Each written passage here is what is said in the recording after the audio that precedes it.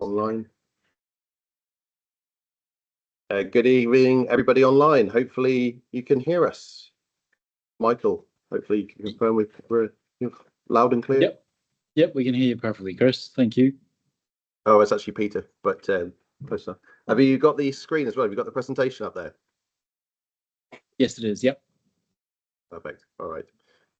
Well, thanks for everybody who is attending online and in person as well. Not sure if it's making or breaking Jessica's record for a regional group event, a joint. Well, hopefully not, because you couldn't have said tomorrow. Absolutely. But it's really great to see everybody here, and thanks very much for coming. And again, yeah, I think really good to see people in person and in these numbers. So I'm not going to say too much. I am not aware of any fire drills scheduled for this evening, so pretty sure it's real. We need to get out. Otherwise, I think toilets are out on the landing. That's where they came in. We're going for about an hour, aren't we? Probably. Question should be about 15 minutes. Yes, something like that. So hopefully there won't be any cause to throw mass exodus to the toilet. A lot of people will know Chris, I expect, from various walks of life, but technical director, Covey for You will. we will. Long enough. And obviously very heavily involved with the Corrie Glass project. So I won't really say anymore. I don't know if you've got an introductory slide on yourself or you want to say a bit about yourself before you start, but probably not. So the project's more exciting than my bios. I'll turn over to you to crack on. Brilliant, thanks for that. I take it that someone else will let people in the lobby, will it? I think it should happen automatically, probably, but I'm sure Michael will probably. Yeah, okay. Fine. So let's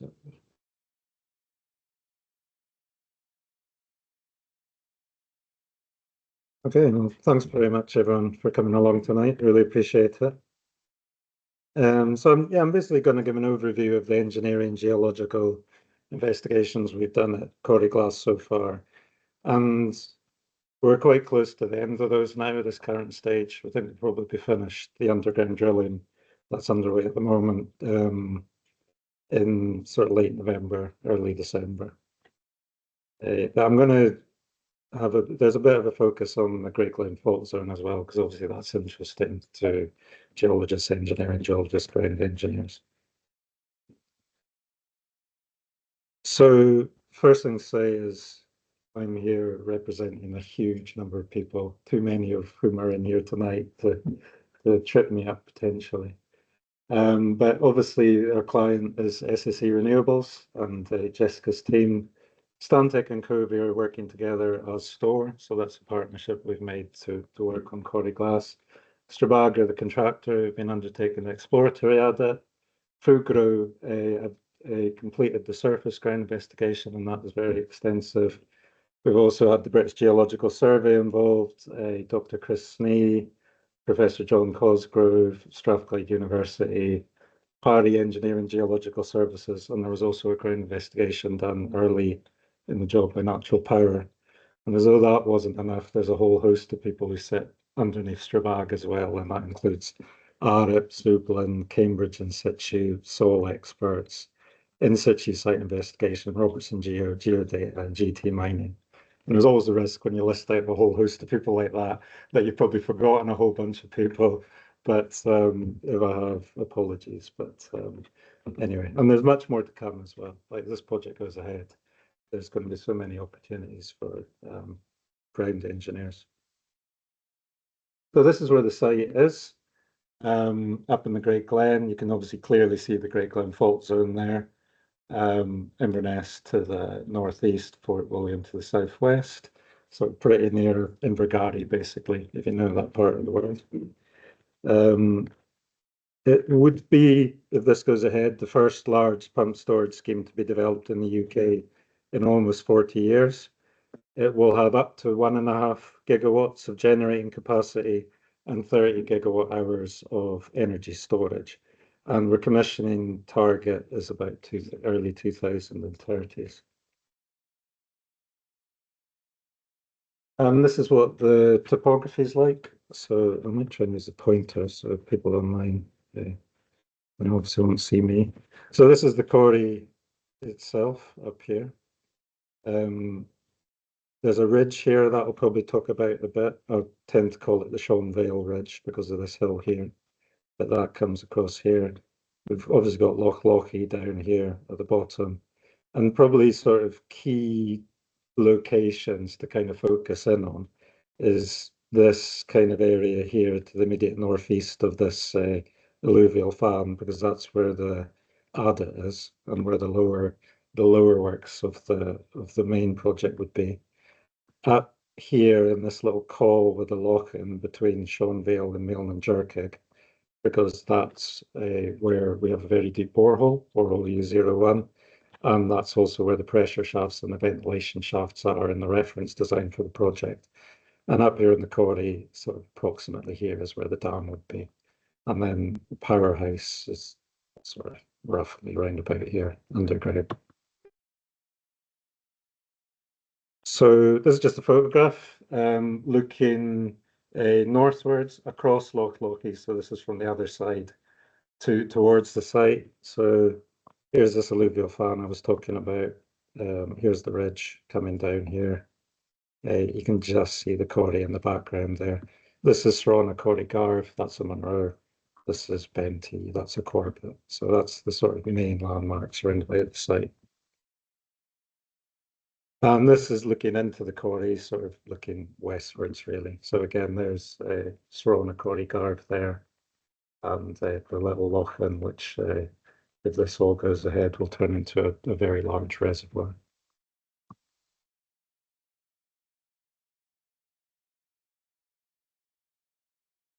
So what existing pump storage schemes have we got in the UK? We've got 4 existing schemes: Boyers, Cruachan, Glenorwig and Festiniog.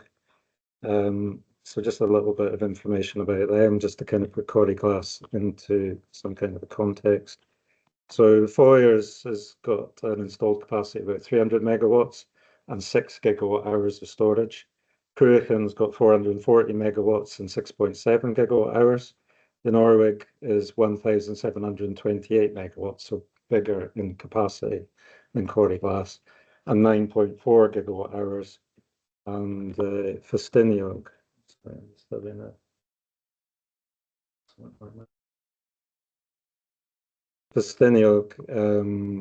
is 360 megawatts and 1.3 gigawatt hours of storage. So that's a total of 2,828 megawatts of generating capacity and 23.4 gigawatt hours of storage.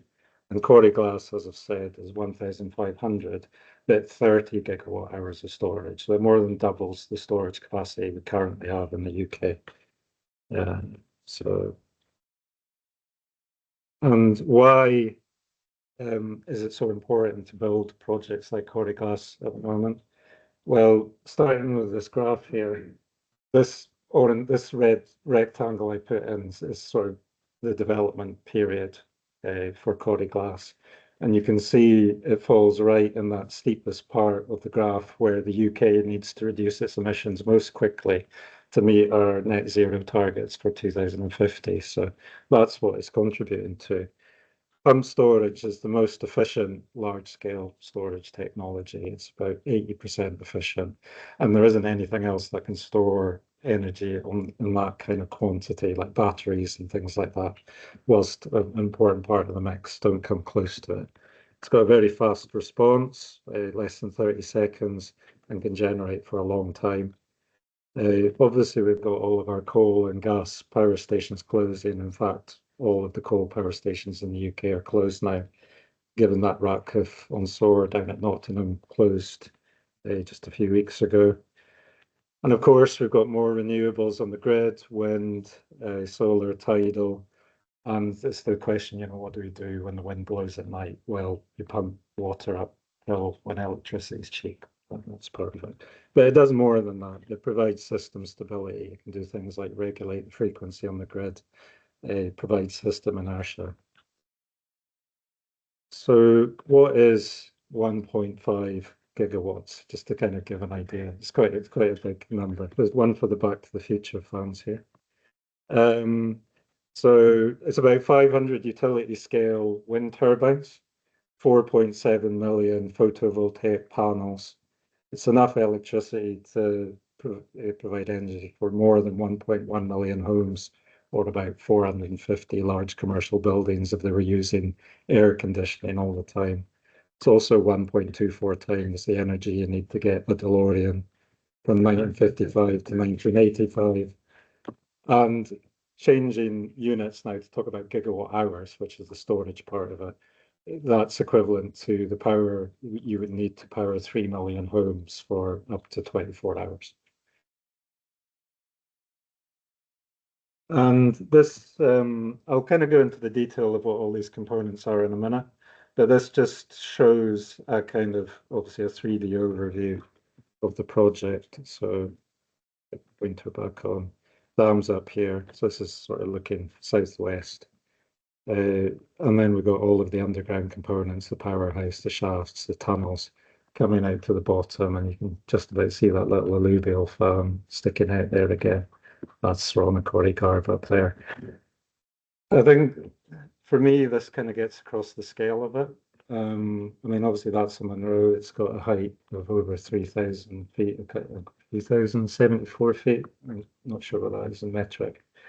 And the ridge up here is about 650 meters. And obviously we've got all of this underground. And so talking a little bit more about components. So here's the dam. We've got the intake structure here. That goes into the head race tunnel here. There's a gate shaft. Here's the pressure shaft. There's also a ventilation shaft here. That goes down 750 meters to the power station complex. There's a range of manifolds. There's the main inlet valve gallery, the machine hall, the turbine, the transformer hall. And then we've got the tail race tunnel. We've got the emergency access tunnel, the main access tunnel, and there's a cable tunnel here as well. And there's a bunch of other shafts. There's a lower surge shaft. There's obviously a large cutting down here. This is the intake structure down at the lock. And this is a section through it. So again, dams up here. Here's the head race tunnel. Here's the gate shaft, so they can isolate the head race tunnel. This is a surge shaft, pressure shaft, down into the manifolds, into the power station complex, out the tail race tunnel. And we've got the lower surge shaft here. And this is the Bridge to Buy.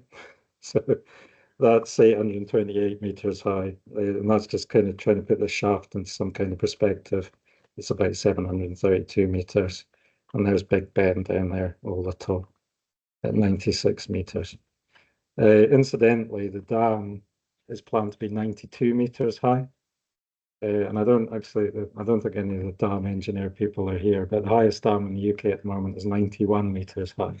I don't think it's an accident, but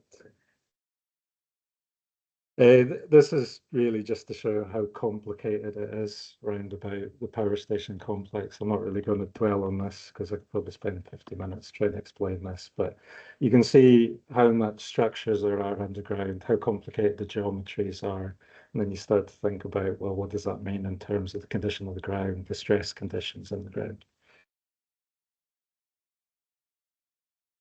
So that's all the background stuff. So now on to like the good geology stuff.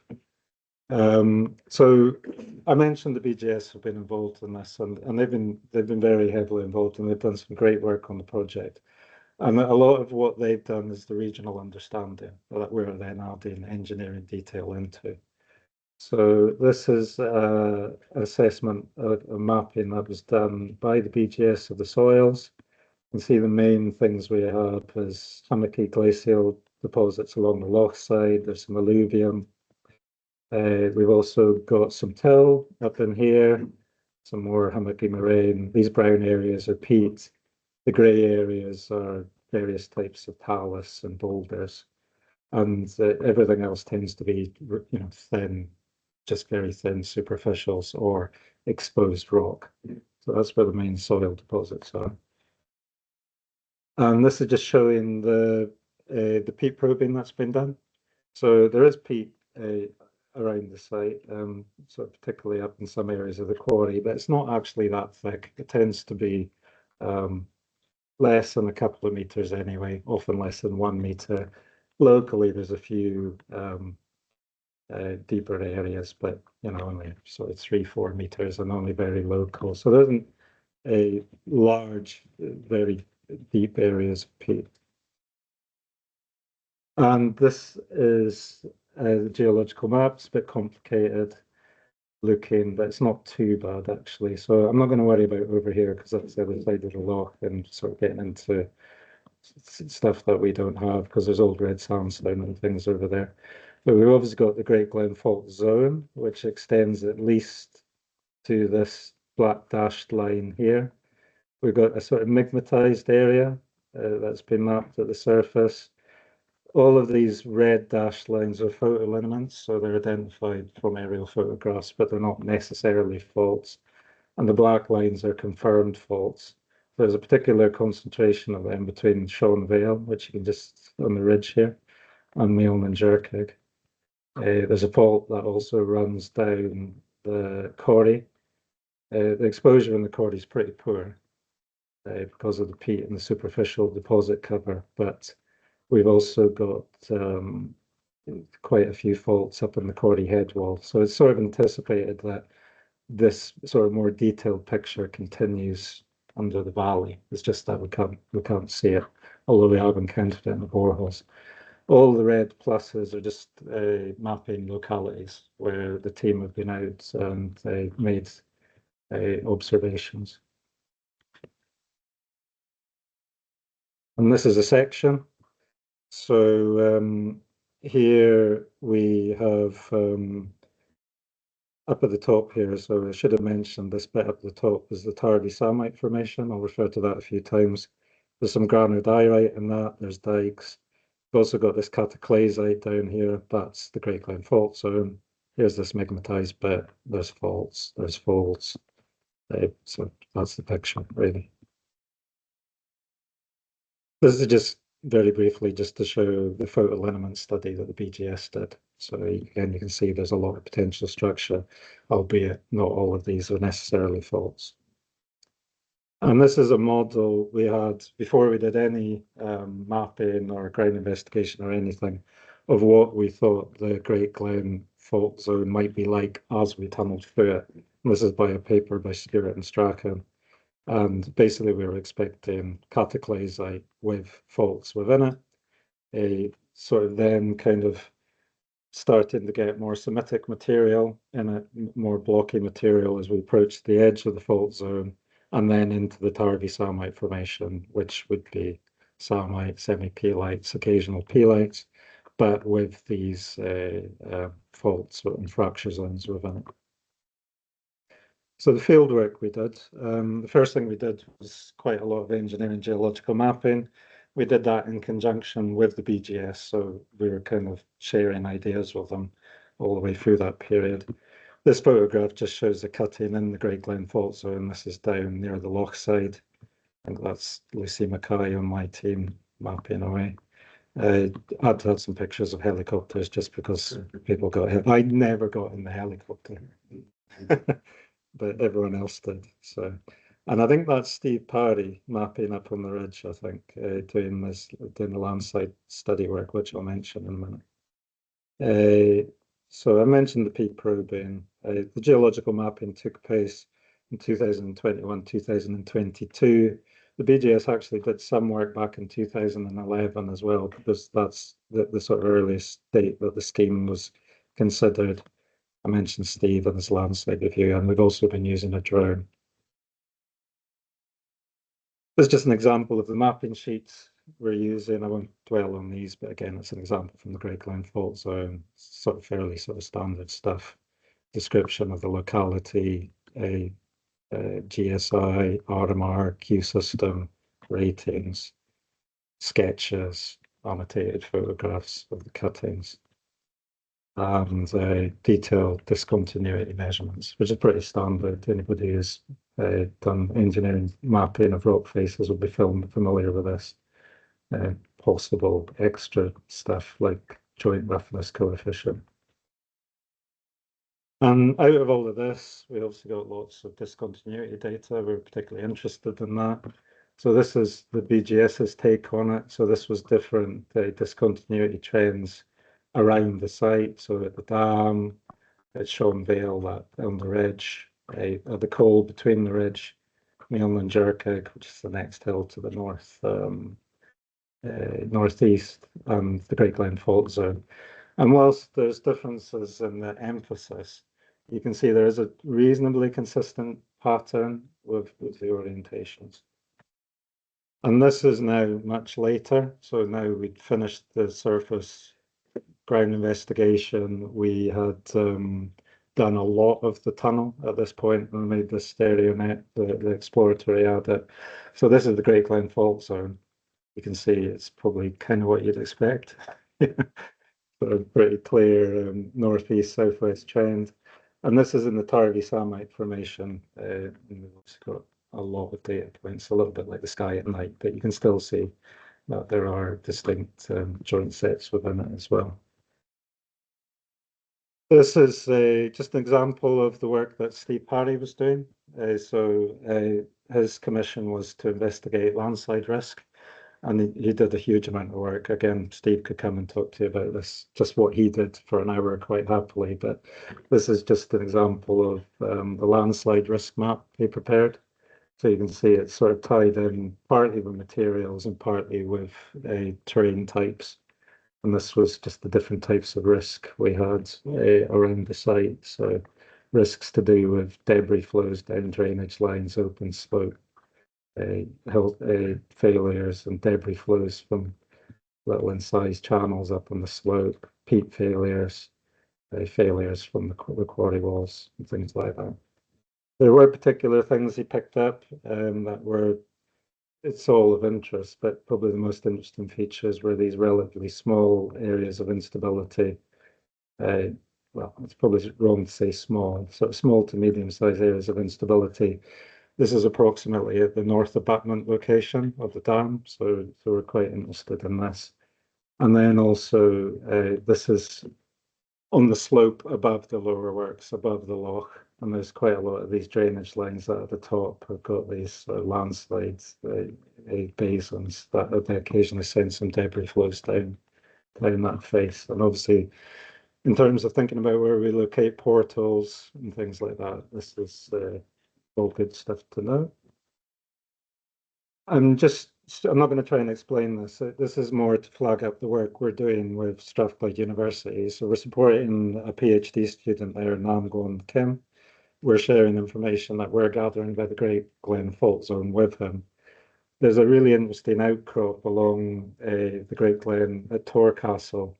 It's one of the few outcrops where you can see the Great Glen Fault Zone really well. And he did a very detailed mapping there.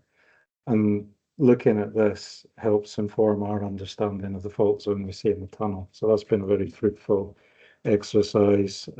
Dr. Stella Pytharuli at Strathclyde University has also done a microseismicity study, and that had some interesting results, and we're considering whether we do anything else with that.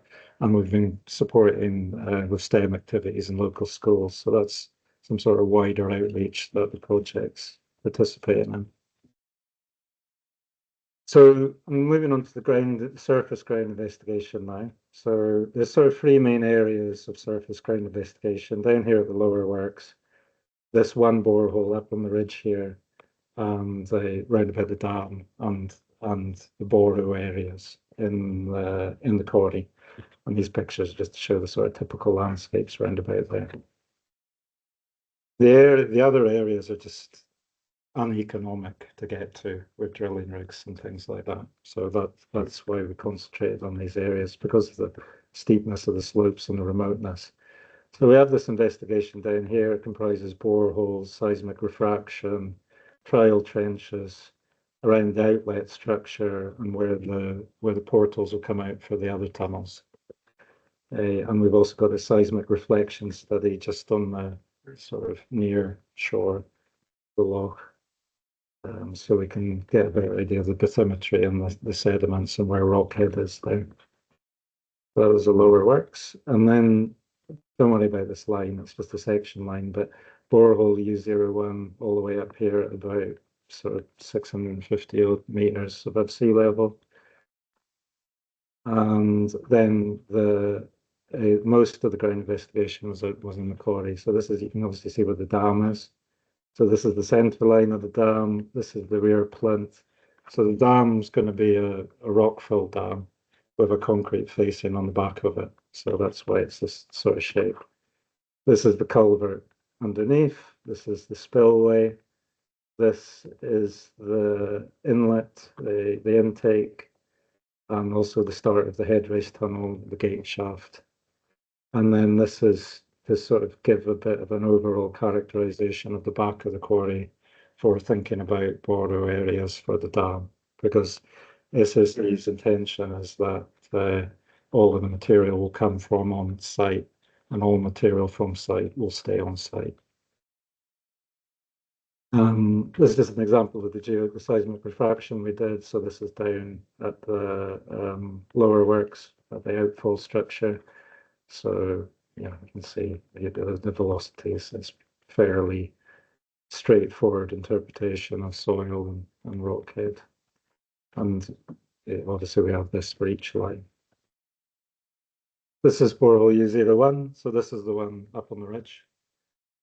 So that was a pretty cool place to work for at least a week or two. And then I think if you were going up there every week for months and months, it got a little bit old, but it certainly was a beautiful location. That borehole ended up being just over 650 meters deep. Well, no, in length, and inclined at about 15 degrees from the vertical. And this is where the drillers were living at Corriglass Crescent up there.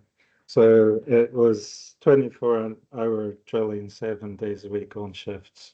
There's no road access to there. Everything came in and out by helicopter. So I think they went a little bit mad up there. I found out the other day they've left a monument up there.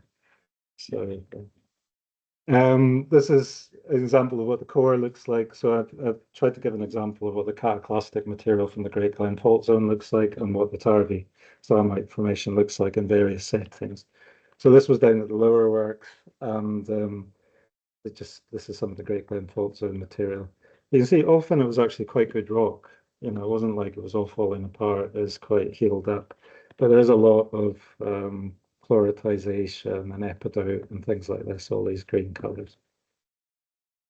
And this is an example of what the Tarvey Salamite Formation looks like. It's probably what you might expect. You know, lots of folds, lots of quartz, these little felsic areas. You also get mafic dikes as well in it. And now the adit. So this is a plan view of the adit. So this is a portal down here, this little lozenge shape. This is the area that was cleared around the forestry. You might ask, why was it such a large area? It's because there's a minimum amount that is worth the forestry contractor clearing. So they cleared a larger area. Here's the adit going up here, round and round. And at the end here, we've got 3 drilling galleries. And on the way to that location, there's 3 passing bays. So the adit's 1,176.5 meters long. And it's at a depth of about 650 meters by the end here. So here's the 3 drilling galleries again, 1, 2, 3. There's passing bays along here as well. This is what the support typically was like. So it's about a 5 meter by 5 meter tunnel, a little bit bigger because of overbreak. Generally speaking, it was shotcreted and pattern bolted. That was more or less the typical support that was put in through the vast majority of the tunnel, apart from one location that I'll tell you about in a minute. So this is the portal, very, very early start of the tunneling. So you can see the portal and the cataclastic. There's some soil nails at the top. The soil's only about 1 metre or 2 thick. And there's the shock creating robot spraying one of the first few advances. And then this is it when it was properly set up. So you can see a few things in here. This is the muck loader. That's the tally hut. This is the ventilation system here. That's the shock creator robot. That's the ridge I'm talking about at the top. So that borehole here, 01's probably over there somewhere up on the top there. And obviously disappearing off down the adit. And this is just some pretty pictures round about the adit, just to get you give a feel of it. So obviously looking down the loch, looking at the hillside. If anybody's been along the A82 recently, they've seen that. You know, it's pretty obvious. And that, yeah, that's it from above. There's that area of soil nailing. There's a ditch, drainage ditch above there as well. So into the tunnel. So this was a face in the cataclasite. That's through. And that's the cataclasite tended to look like that. You know, there was a lot of variety, but fundamentally it was a bit red, a little bit grey. Another photograph of it. There's often there's actually quite a lot of carbonate material in it. You get these calcite veins down at a microscopic level. There can be quite a lot of carbonate. This one's a bit blurry at this size, but again, sort of as we got further into the adit, there started being a bit more samite in it, which was what we expected. So there was a point where we thought we were coming into this Tarvey samite formation before we actually were. And then we found this. It doesn't look like too much on this photograph, but this grey area is gouge. That's the cataclasite below. And this stuff here was just crud, right? So you crudite. So and this is what that was a nice clean face because they mucked it out, but it came out like this, you know, so it wasn't anything like what we had designed for. It wasn't anything like what we'd encountered up until this point so far. This was about 2/3 of the way into the tunnel. And so we had to come up with an additional design to cope with these ground conditions. So while we were investigating it, the first thing we did was some probe holes. So we were always doing probe holes ahead of the face, but we did a lot of additional ones at this point. And we characterized that we had the near face of this fault in front of us, obviously, and above us. So we went back and reinforced a bit back in the tunnel here. And we stopped at this point because we had to come up with a design and we needed to have some steel ribs procured. That took a while. And while we were waiting, we did some investigations. So we got Amberg in. They've got basically like an underground seismic reflection system that's sort of designed for use in tunnels. So they came in and they did some of the seismic reflection. So this was roughly where the face was. These are all the shock points. And what this was showing is, okay, we think you've got very poor ground here and possibly, you know, discrete faults further along. This was just a couple of sections through their geophysical output. And we did a borehole. So this was Zublin, they're a subsidiary of Strabag. They came and did an 80-meter borehole. That was very useful as well. So this is a big, so just drilled straight through the face in front of us. And we put all of this together, and so we had the borehole, we had the core, we looked at the various lab tests and Schmidt-Hammer test results, RQD, and the strength. And what that showed was we had about a 30-meter zone in front of us that the rock was very poor. And so that kind of gave us some confidence that, you know, we knew what we were dealing with. Beyond that, we were actually still in a fault, but it was in good condition. It was healed up. It wasn't actually going to be a problem from a tunneling perspective. Well, certainly that was what we expected. And I think SSE at this time were keenly interested in all of this. And that's pretty much how it turned out as well. So that was good.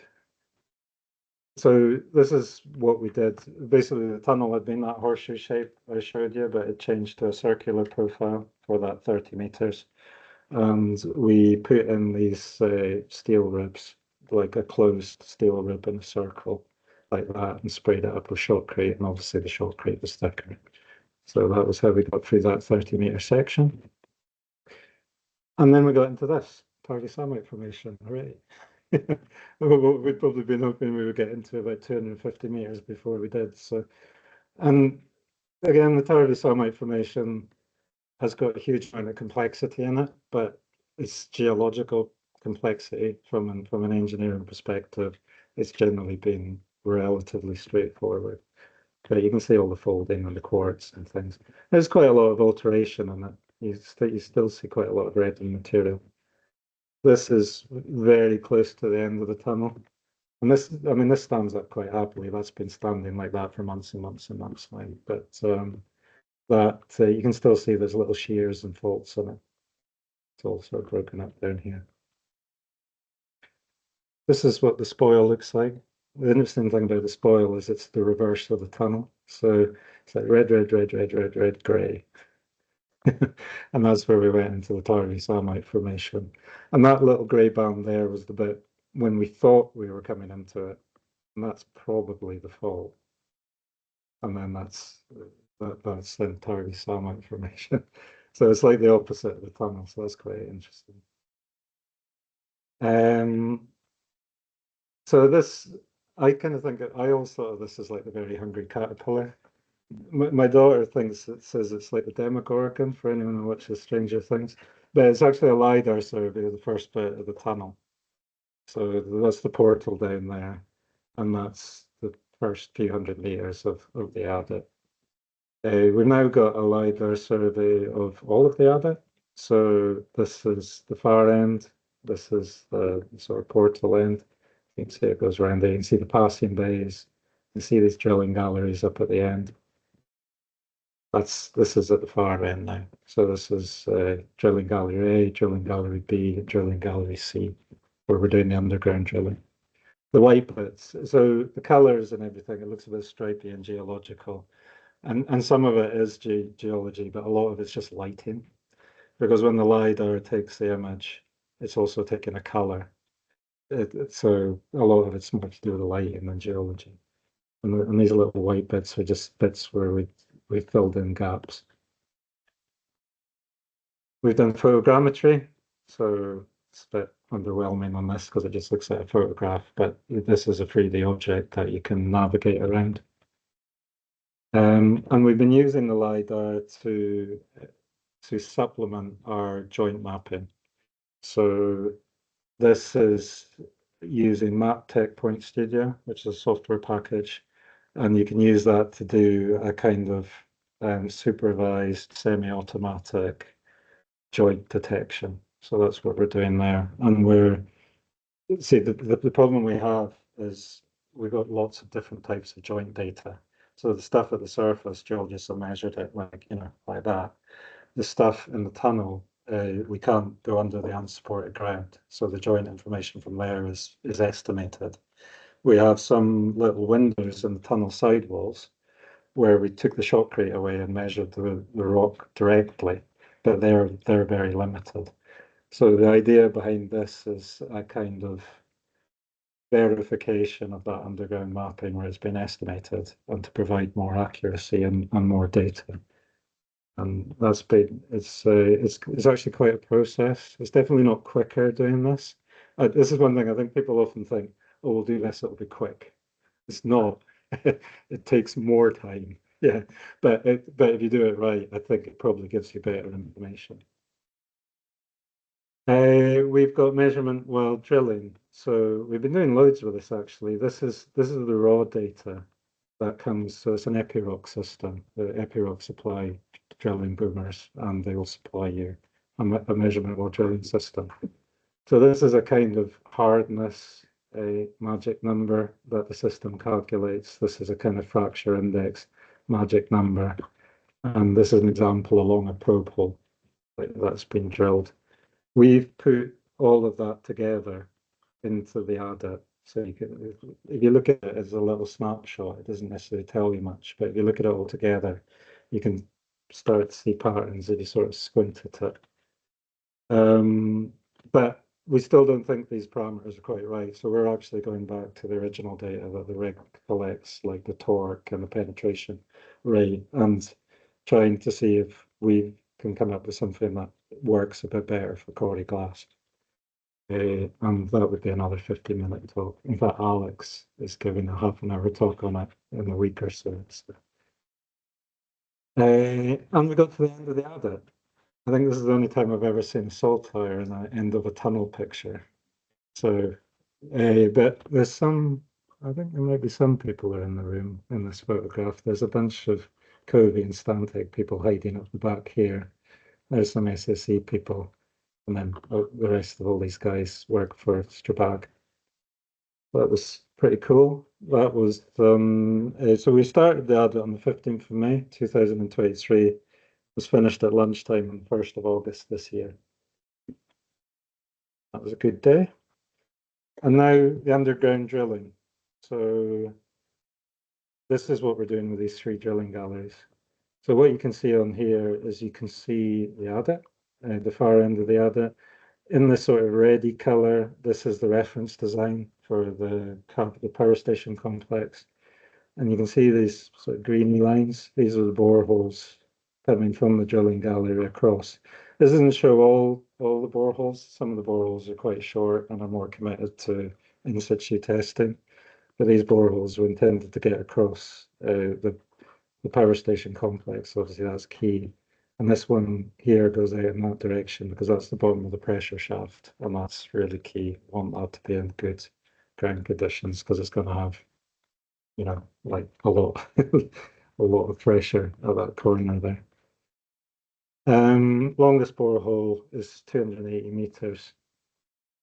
So pretty long. Pretty much all the boreholes have been drilled now, apart from 1 or 2 of the shorter ones. This is what it looks like in the drilling gallery. So there's one of the rigs, obviously, well, it's a drilling paraphernalia.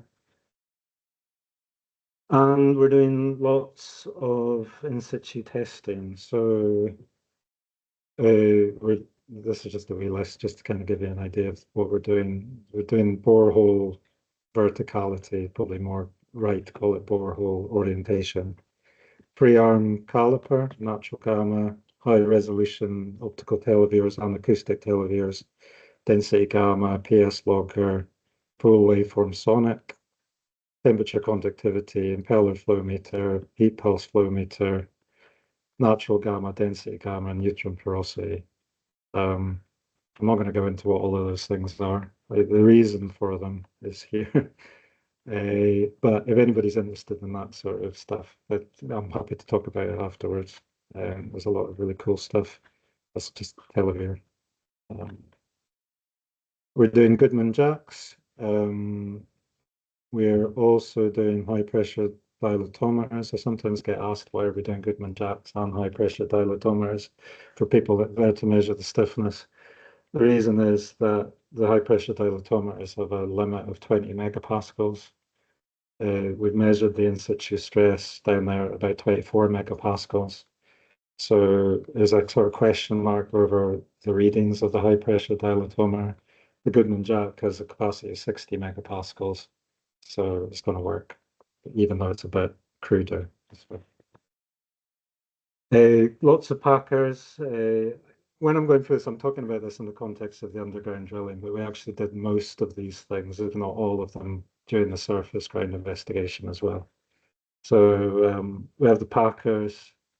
The packers are proving a little bit tricky with the underground drilling just because of the water pressures and pumping against the water pressures we're getting underground.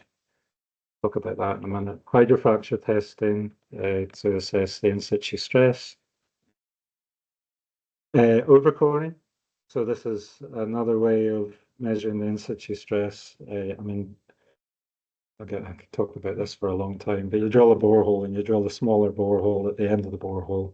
You cement series of strain gauges into the small borehole at the bottom, and you drill over the top of it. That releases the stress, it strains, and then from that you can derive the in situ stresses in the ground, but you can get the full stress tensor, right, whereas the hydrofracture is more limited. And it's quite a difficult test to execute because you've got to cement this little thing in here in that hole 20 meters down the borehole. So it's like threading a needle from hell. And we've done plate jack testing. So this is drilling gallery B, testing niche B, I think. And this is a big jack. This is a reaction frame. And we're basically jacking the walls of the tunnel against each other and measuring the strain and the stresses to get the stiffness of the rock mass. So that test was executed that way. And then it was also executed vertically. You can just see there's a pad up there. There's another pad down there. So it was executed in that direction as well. So we've done two. We're going to go to drilling gallery C and do another two there as well. It's not the sort of thing you normally do. But given the size of the caverns and the depth of the caverns, it's warranted. Extensometers, so the plate jack testing off the end of each pad, so the two horizontal and the two vertical, there's magneto-restrictive extensometers to measure the deformation in the rock mass. So we obviously measure the deflection of the plates, but we also measure the strain in the rock mass. And these are rod extensometers, and we're going to install a handful of these. Originally we were going to install more, but basically the tunnel hasn't moved more than 10 millimeters since the start, and probably most of that 10 millimeters is a measurement error. So it basically hasn't moved. So there's not too much point putting in extensometers. But we're going to put one in at the very end, at the deepest point. We're going to put one in at the fault zone I mentioned, just to see if there's any long-term behavior, possibly another one or two. A vibrating wire piezometer, so some of the boreholes at the drilling gallery and at the surface are going to have vibrating wire piezometers installed so we can measure the long-term pressure. So the audit should be pretty much complete at the end of this year, but it's been kept maintained and open for a year by Strabag, so that these instruments can be monitored, so that people can go in and visit it, so that there's an opportunity to do additional tests if there's a need, that kind of things. We've also got loads and loads of laboratory tests. This is an example of the UCS tests, so we're plotting them all up. You can see it's, here's the elevation. That's basically along the audit. And you can see we've got a range of strengths, but generally speaking, the cataclastic stuff is weaker, and the Tarby Samite formation is pretty strong. We've had some scanning electron microscope work done. We've had some X-ray diffraction done. And what that's found is that some of the cataclastic rock has some carbonate metasomatism in it. So there's dolomite, anchorite, siderite, calcite. So one of the key things we're interested in is determining whether there's any long-term water sensitivity of the rock, because obviously we're going to put waterways through this rock mass and pressurize them. And that water is going to want to come out of that tunnel into the rock. And if there's something in there that can dissolve, then we don't want that to happen.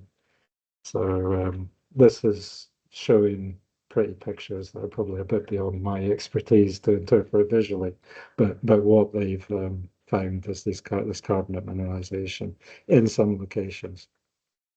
And this is an area where the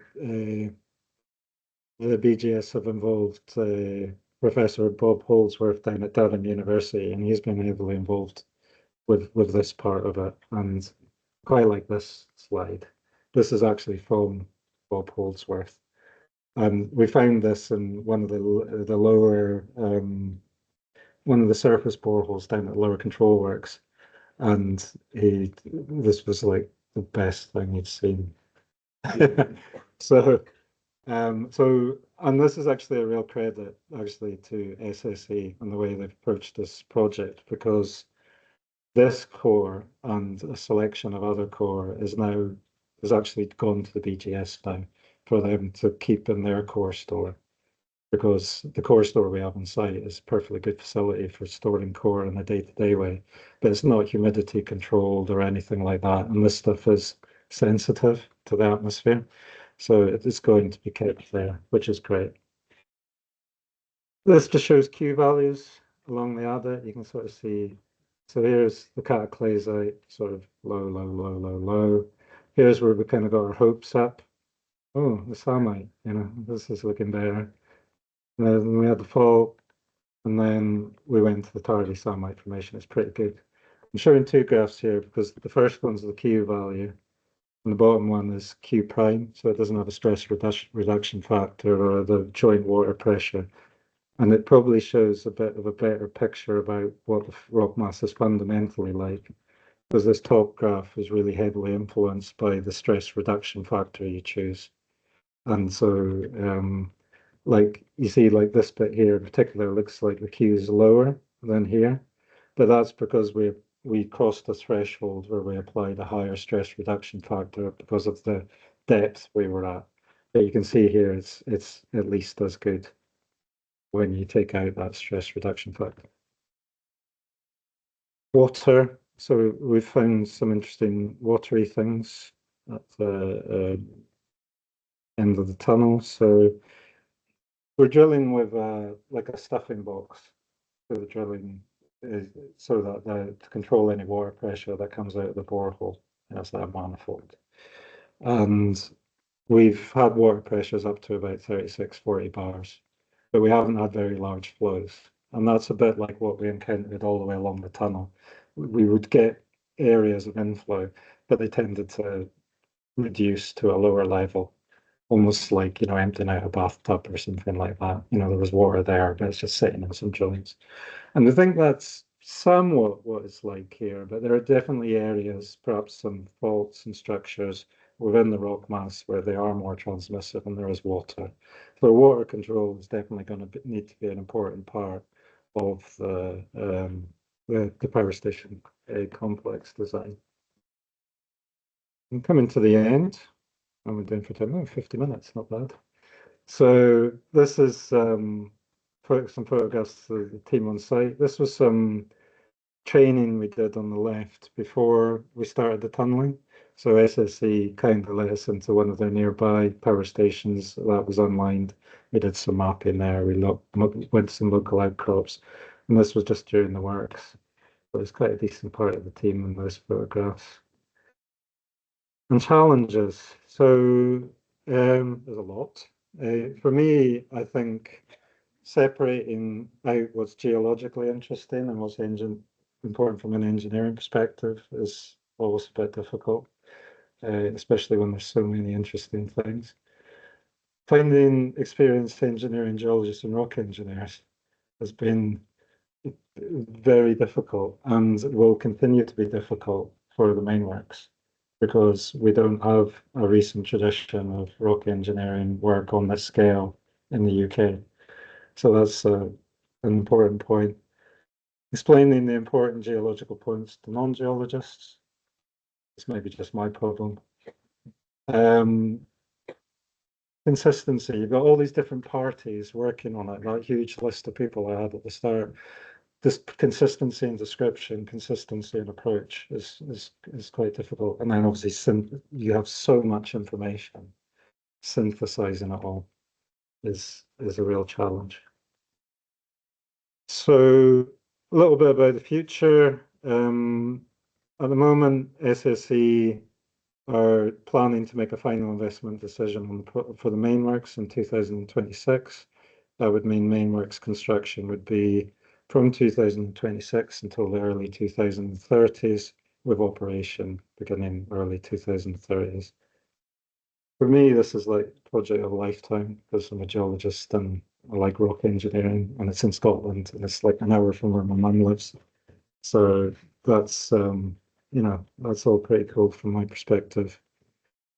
And yeah, thanks. I just, before you jump up here, I just want to say thanks to the engineering group and the Central Scotland Regional Group for inviting me to do this, particularly Peter and Frankie Ryan, who's organised it at the Eggs End. Thanks to AECOM and everyone who helped me get set up and get logged on and everything like that, and for providing a lovely spread.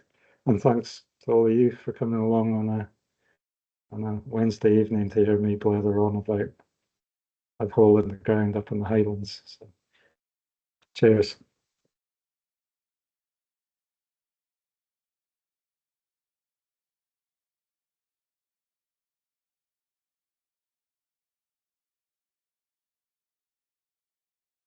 Chris? Great.